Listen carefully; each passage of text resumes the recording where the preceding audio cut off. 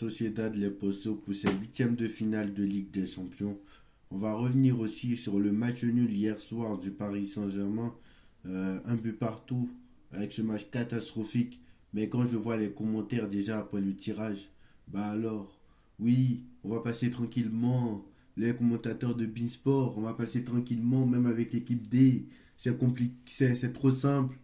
Est-ce qu'ils voient les matchs de la Real Sociedad? Est-ce que ils regardent les matchs de la Real Sociedad? Alors je vous avoue, je ne regarde pas les matchs de la Real Sociedad, mais ne jamais sous-estimer une équipe. Rappelez-vous en 2020. Rappelez-vous en 2020, s'il vous plaît. Rappelez-vous en 2020, quand on a tiré l'Atalanta Bergame, tout le monde a dit qu'on allait passer facilement et on s'est fait manger pendant une heure et on s'est qualifié grâce à, on va dire, Choupo-Moting qui est devenu l'attaquant maintenant du Bayern de Munich. C'était compliqué, c'était très compliqué. Mais le Paris Saint-Germain, c'est quand même imposé. Donc voilà. Donc moi j'aimerais... Incroyable. Moi je suis choqué des commentaires que je vois. Alors j'ai pas regardé le tirage en direct, hein. Je sortais de mon cours. Et dès que je suis sorti, bah, j'ai vu le tirage parce que j'ai fini, ma pause était à 13 heures. Et justement le tirage était à midi. Honnêtement, voilà. Quand je vois déjà les commentateurs de Beansport, d'RMC Sport, de l'équipe, de je ne sais quoi, d'autres médias, bah, t'as l'impression qu'ils sont confiants et qu'ils se voient déjà en quart de finale. Alors moi déjà, j'aimerais qu'ils me disent, au niveau du jeu depuis le début de saison, où est-ce qu'ils se voient supérieur à la Real Sociedad, hein. Moi, je peux vous dire, hein. Où est-ce qu'ils se voient supérieur à la Real Sociedad? Où? Où? Moi, je veux savoir où. Où est-ce qu'ils se voient supérieur à la Real Sociedad? Beaucoup se voient déjà en quart. Alors, je sais que beaucoup de joueurs se connaissent, notamment Dembélé qui a beaucoup affronté la Real Sociedad. T'as Luis Enrique qui a entraîné le Celta de Vigo, le FC Barcelone et un autre que j'oublie. Le FC Celta de Vigo et le FC Barcelone, donc il connaît très bien la Real Sociedad. Mais voilà, pour moi, c'est certes un bon tirage, c'est sans doute mieux, comme vous le dites, c'est sans doute mieux que de tomber sur City, le Bayern, le Real, l'Atlético, je suis d'accord, ou même le FC Barcelone.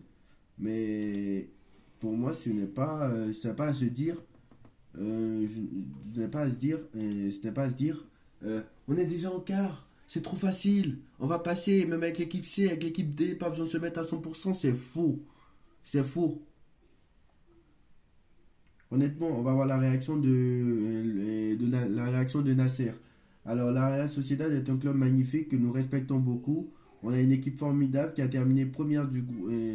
Ils ont une équipe formidable qui a terminé première du groupe et un grand président qui fait un travail fantastique. Nous attendons avec impatience les matchs de Paris et de Saint-Sébastien qui seront de grands moments.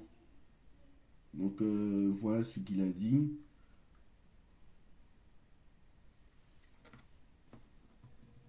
Donc voilà. Alors Marquinhos lui dit déjà la Real Sociedad un adversaire qui est dans une très bonne période. Ils ont eu une phase de groupe aussi difficile avec de bons adversaires. Ils ont fini premier.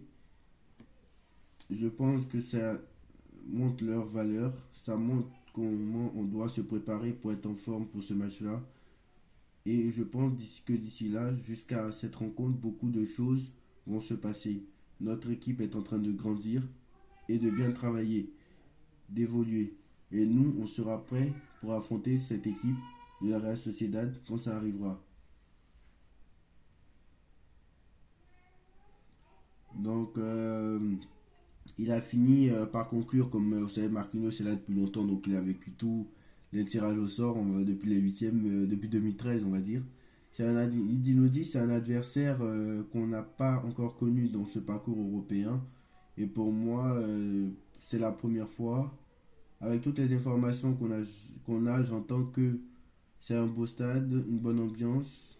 Je pense que les supporters vont bien aimer ce déplacement. Le plus important, c'est vraiment d'être performant et de faire un bon résultat. On va avoir deux matchs très importants qui seront comme des finales pour nous. Et ça sera très important d'arriver en forme à ce moment-là. Donc c'est déjà bien. Franchement, voilà. Mais pour moi, ce n'est pas. Pour moi, il n'y a aucune raison de se dire on est déjà en quart. C'est vraiment une faute professionnelle celui qui dit qu'on est déjà en quart. C'est vraiment le mec qui comprend strictement rien au football, quoi. C'est ne jamais sous-estimer, ne jamais sous-estimer, voilà. Ne jamais sous-estimer. Rappelez-vous Nagelsmann qui a sous-estimé Villarreal et il s'est fait éliminer en quart de finale. Donc ne jamais sous-estimer, franchement, ne jamais sous-estimer. Sans doute t'es favori sur le papier, mais voilà, favori ne veut pas dire forcément gagner. Et je sais très bien ce que les gens vont dire. Les gens vont dire, là aujourd'hui, les gens vont dire, si on se fait éliminer en quart de finale, si admettons on passe et on s'est éliminé en quart de finale, parce que en quart de finale il y a un tirage au sort, et si on tombe sur le Real, Manchester City, ou genre style Arsenal, ou d'autres non, si on tombe sur le Real, si on tombe sur le Bayern, si on tombe sur Manchester City, ils vont dire, bah c'est normal, vous êtes passé parce que vous avez la Real Sociedad, sinon vous serez éliminé. Vous avez eu de la chance, en plus vous avez fini deuxième de votre groupe. Ça c'est le footix, parce que très clairement je trouve qu'on repart de zéro, donc c'est bien déjà. Déjà passe les huitièmes et on verra. Et c'est bien que on ait cet adversaire-là pour qu'on se prépare bien. En plus, on a 3 mois pour se préparer pour ce match-là. Presque 2 mois pour se préparer. C'est très très bien. Comme ça, on va monter en intensité et en niveau pendant 2 mois. Et après, tu as 2 mois pour te préparer. Quand tu arrives, c'est bien. Et si jamais tu te qualifies en quart de finale et que tu tombes sur un gros, encore après le tirage, tu as 3 semaines pour préparer ton match, même s'il y a la trêve internationale au mois de mars. Tu as 3 semaines quasiment pour préparer ton match. Et là, tu es bien. Et là, tu es bien. Et là, peut-être tu seras bien préparé pour affronter une équipe, pour aller dans le dernier, une très grande équipe européenne, si le Real, si Arsenal, si FC Barcelone, etc. Pour être prêt à aller peut-être plus loin dans la compétition, c'est-à-dire les demi-finales. Mais voilà, pour moi, arrêtez de nous dire que c'est un tirage facile. C'est pas du tout un tirage facile. C'est pas du tout un tirage facile. Voilà. Alors les autres tirages. Dans les autres tirages, donc Copenhague, Manchester City, ça je vous l'avais dit, hein. Je savais que Manchester City, chaque année, ils ont toujours de la chance. Je savais que Manchester City allait tomber contre Copenhague. Et je me suis dit, si c'était pas Copenhague, frère, c'était PSG Eindhoven. En fait, je me suis dit, c'était sûr et certain. Et en plus, je sentais que Dortmund allait se taper aussi un tirage aussi facile. Genre pour nous faire regretter de nous dire, on aura en fait dû finir premier. Donc Leipzig, Real Madrid. Oui, maman. Donc Leipzig, Real Madrid, Porto, Arsenal, Naples, Barça, Lazio, Rome, Bayern. Donc c'est assez intéressant. PSG, Dortmund, Inter Atletico. Donc c'est assez intéressant comme match.